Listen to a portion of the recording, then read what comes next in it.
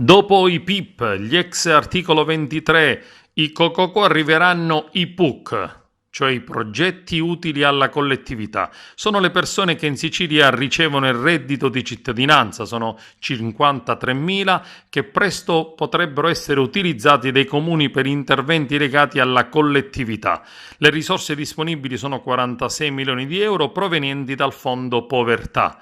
È quasi pronto il piano di utilizzo da parte della Regione, assessorato al lavoro, mentre i comuni stanno predisponendo i piani di utilizzo. Si occuperanno di interventi nei mercati, nei musei, nelle aree verdi e nelle spiagge.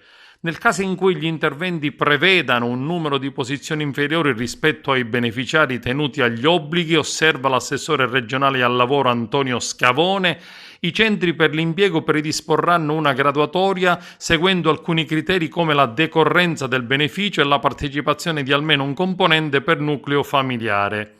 Nessuno potrà rifiutare il servizio. I PUC infatti dovranno mettersi a disposizione del comune di residenza per almeno 8 ore alla settimana, che a seconda delle necessità possono essere aumentate fino a 16.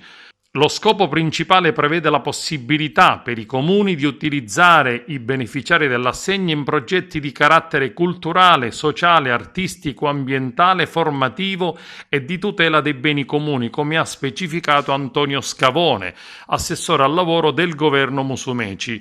I comuni dovranno garantire attraverso il fondo assegnato l'assicurazione, i buoni pasto, i dispositivi di sicurezza e le tute da lavoro. Si era parlato a maggio di utilizzare i soggetti anche nelle spiagge, nei mercati, nei musei per evitare assembramenti. Una parte dei contributi del Fondo Povertà potrà da subito essere impiegata per finanziare le iniziative, cercando soprattutto di frenare gli assembramenti in un momento in cui l'emergenza non sembra ancora finita.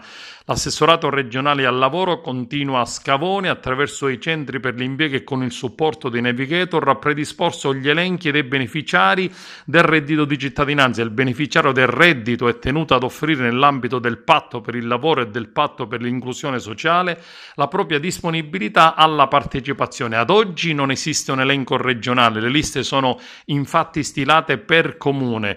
D'altro canto i progetti saranno attivati nei comuni di residenza e si spera quanto prima che siano utilizzati ed impiegati.